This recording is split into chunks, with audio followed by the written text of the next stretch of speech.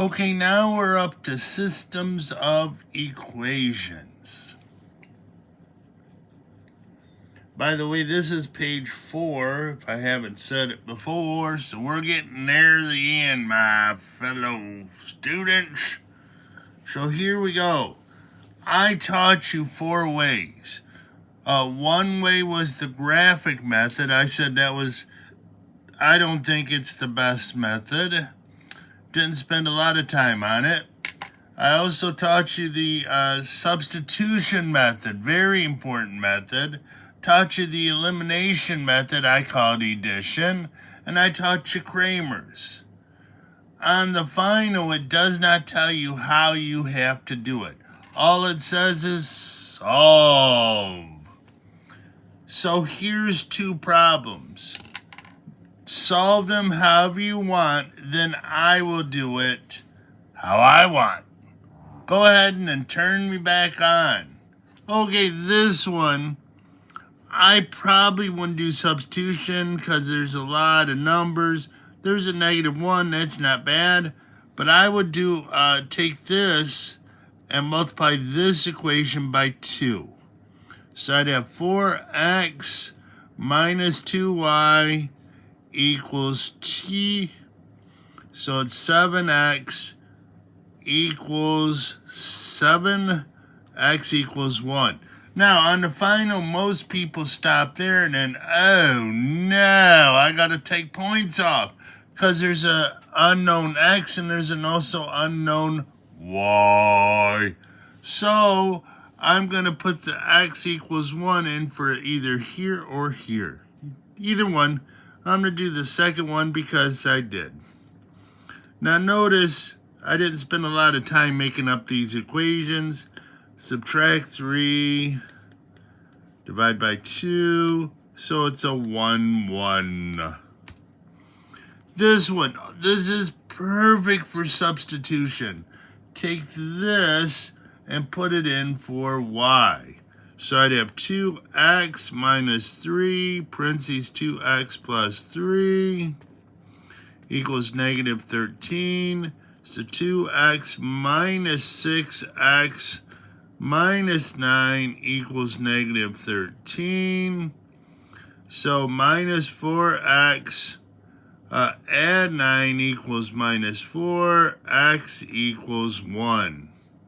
So put that back in for x, you'd have y equals 2 plus 3, y equals 5. Now I know you thought, wow, that was so much. Ooh, I didn't even have that on the page, sorry. So I know you thought, wow, that's fun, but I got 2 more for you. Do those 2 and then turn it back on. Now most people tend to like the elimination method. I think Cramer's pretty good if it's 3 unknowns, but we're not doing 3 unknowns on this final.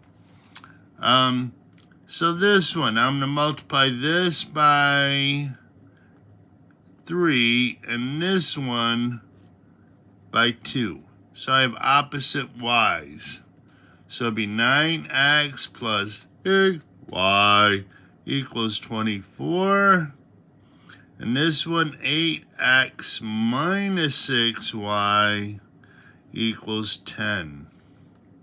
So you have 17x equals 34, x equals 2. So put that back in the first equation. 6, 3 times 2 is 6, plus 2y equals 8. So 2y equals 2, so y equals 1.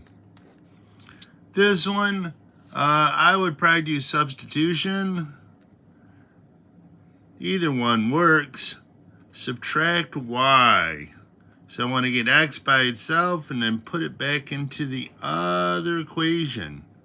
Or put it into the other equation, be probably a little bit better way to say it.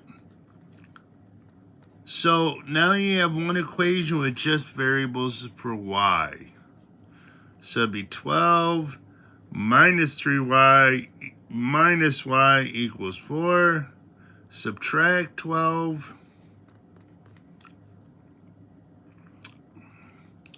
divide by -4. So, x equals 4 minus 2. So, x equals 2.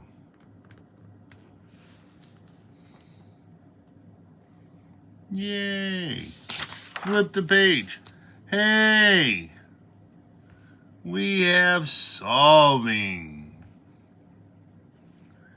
Now, whenever you just have radicals, or if you have a square, if the square is the only variable term, you could solve that by getting by itself. So subtract 6,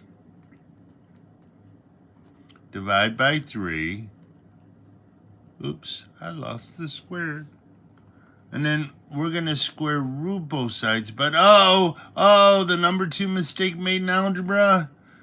Whenever you have a square equals a number and you square root both sides, it's plus or minus. Now, whenever you have a square root, if you can get it by itself, and then square both sides, hey, you can solve for the x, the unknown. So 2x plus 2 equals 16. So 2x equals 14, x equals 7. That was easy. Here, subtract 1. Divide by 2. Square both sides. Now, when you square both sides, that's not when you do the plus or minus. You do the plus or minus when it's square and you're square rooting both sides, when you have just a square equals a number. Okay? Hey, another video down. We're on to page 5, the last page. Holy cheese!